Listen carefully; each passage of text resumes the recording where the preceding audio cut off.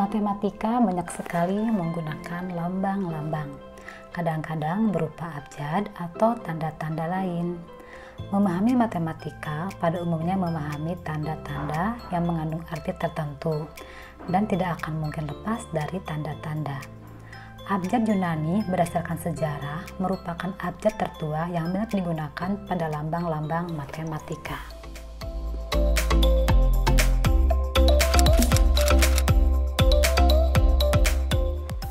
Seperti yang terlihat pada gambar di samping, bentuk abjad Yunani merupakan cikal bakal abjad internasional yang kita pakai sehari-hari.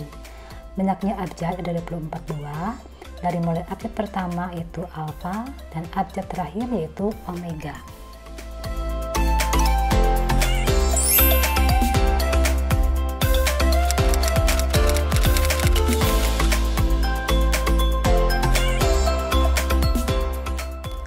Arti lambang pada matematika. A. Lambang abjad Yunani Pi. Lambang ini banyak digunakan terutama yang ada hubungannya dengan lingkaran. Dalam pemakaian praktisi, biasanya bilangan Pi ini 3,14 atau 22/7. Dengan ditemukannya bilangan Pi ini, maka kita dapat menghitung keliling lingkaran dan luas lingkaran, yang mana keliling lingkaran merupakan V kali 2 kali jari-jari dan luas lingkaran merupakan V kali jari-jari kali jari-jari.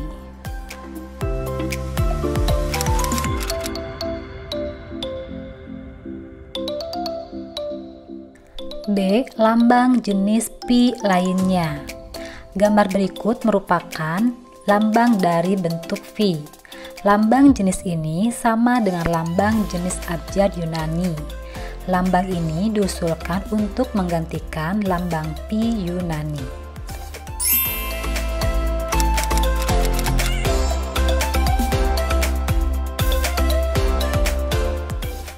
C. Lambang akar matematika. Dalam matematika dikenal tanda akar yang menyerupai abjad V. Operasi-operasi pada ilmu aritmatika, satu ada penjumlahan, ada pengurangan, perkalian, pembagian, dan pemangkatan.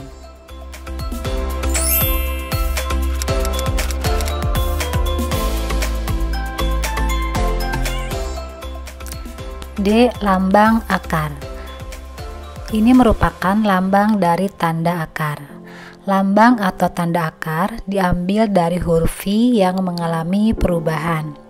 Bila pada tanda akar ini tidak kita jumpai tanda lain, berarti akar kuadrat atau akar pangkat 2. Hanya tanda 2 saja yang boleh dihilangkan, sedangkan akar pangkat 3, akar pangkat 4, dan seterusnya harus ditulis lengkap. Misalnya akar pangkat 3, maka 3-nya harus ditulis, akar pangkat 5, dan seterusnya.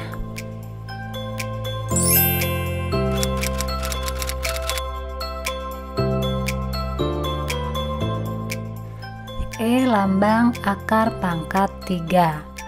Pada akar pangkat 2, tanda pangkat 2 tidak usah dituliskan. Untuk akar pangkat 3, tanda pangkat 3 harus dituliskan tepat di atas tanda akar. Zaman dahulu, tanda akar belum dikenal seperti sekarang, sehingga khusus untuk lambang akar pangkat 3 tertulis seperti pada gambar di samping. Lambang ini mulai dikenal pada tahun 1525 dan diciptakan oleh seorang ahli matematika bangsa Jerman. Tanda ini baru berubah menjadi tanda akar seperti sekarang ketika digunakan di Perancis.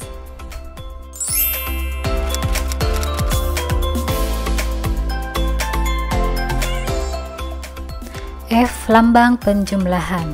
Bentuk lambang ini diperkenalkan pada abad ke-18 oleh seorang ahli matematika bangsa Swiss.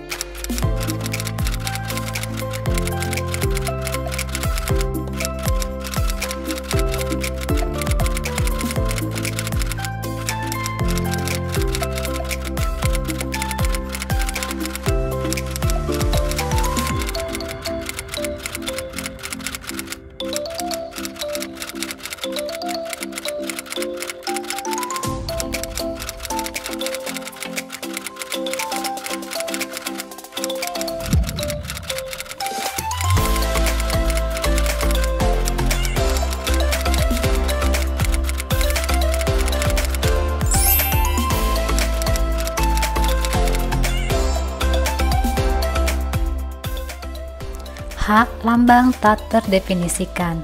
Lambang ini digunakan untuk menunjukkan suatu jumlah bilangan dengan nilai yang tak terhingga, yaitu bilangan yang nilainya tidak dapat ditentukan besarnya.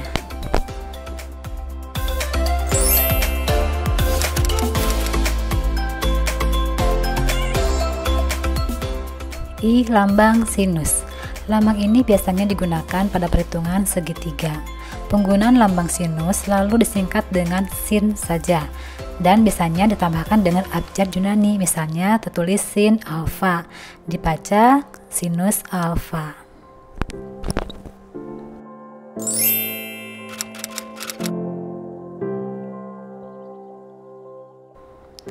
J. Lambang kosinus.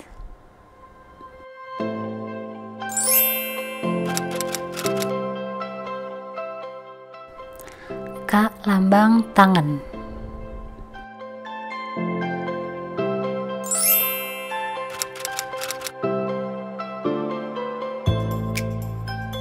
L. Lambang lebih besar dan lebih kecil. Gambar di samping menunjukkan lambang lebih besar dan lebih kecil.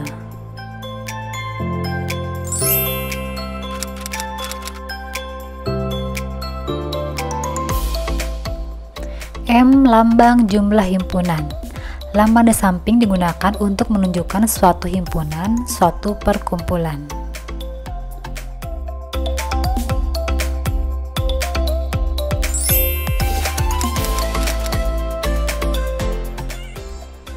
N. Lambang irisan. Lambang irisan berupa huruf U terbalik. Irisan adalah suatu unsur yang sama-sama dimiliki oleh dua unsur yang berlainan, seperti nampak pada gambar.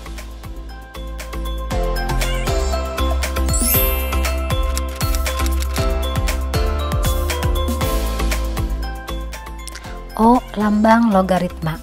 Lambang logaritma sering ditulis dengan singkatan log, seperti gambar di samping.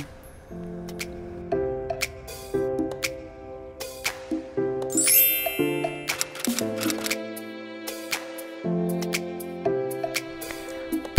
Lambang pengurangan.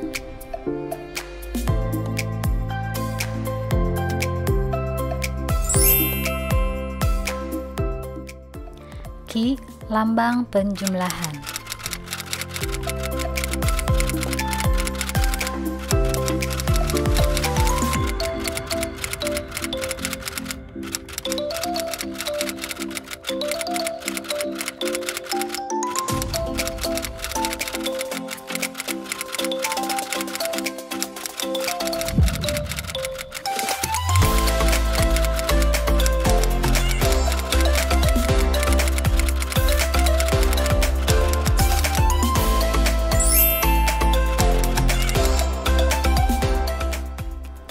R. Lambang perkalian.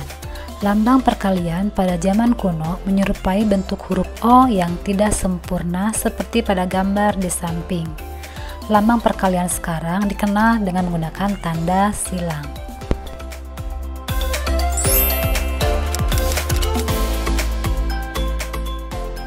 Lambang pembagian. Lambang pembagian pada zaman kuno menyerupai huruf D terbalik. Lambang pembagian sekarang dikenal dengan tanda titik dua atau tanda per.